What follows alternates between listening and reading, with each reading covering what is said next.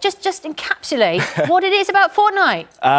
Well, I mean, all my mates, we all play it. I actually went out and brought an Xbox One just to play the game because I was having to nick my little brother's PlayStation 4 for it.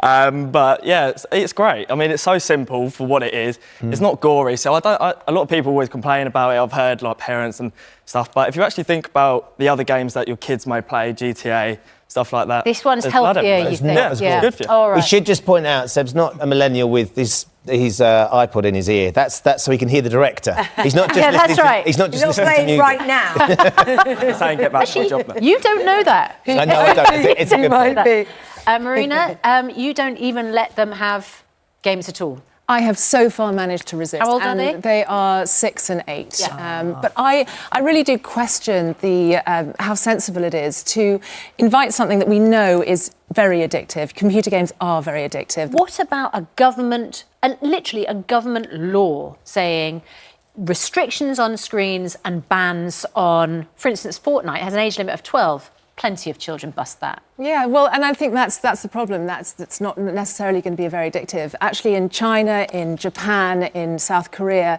they do actually have restrictions on gaming. So they stop the internet during those specific hours to try and reduce the amount of time children are playing these games. It's worrying, isn't it, just when you hear Marina say that there's a hospital that's admitting 50 new cases a year of gaming addiction. You've got 5 boys. The youngest is 3 who doesn't get to play Fortnite. No. I've got 2 boys that absolutely adore playing Fortnite. What's your take on it? I think there are games and things that children are always going to be addicted to. There are certain addictions. It's all about the parenting. It's about boundaries. It's about moderation. It's about being the parent. I mean, what we're forgetting is that lots of these games have really positive things. Obviously, they all have the downfalls of, I'm in a game, I can't come for dinner. But, they're teaching strategic play. They're problem solving. And for the first time, I'm seeing my kids play together. Because you work in a team as well. You can play on your own, but you can play in teams. Yeah, they play in a team. But there's plenty of other ways that they can play in a team. And you have to be careful. There was a piece of research that came out a couple of years ago saying actually gaming is really good. It increases their ability with maths. It's great for strategizing it.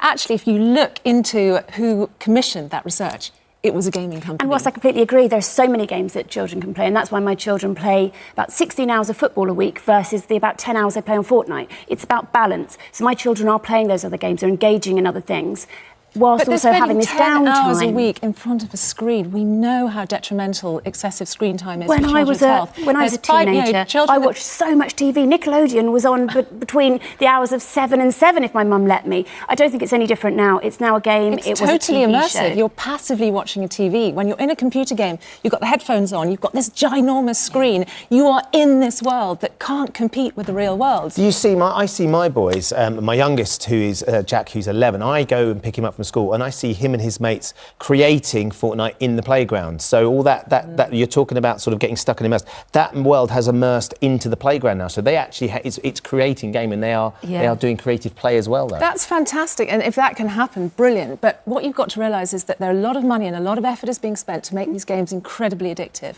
There is a company called the Dopamine Lab. So dopamine is that addictive chemical in our brain that is specifically there to make these games more addictive, more sticky. If you look at Silicon Valley, look at the pioneers of Silicon Valley. Bill Gates didn't give his kids a smartphone. Steve Jobs, when the iPad came out, no iPads in his family.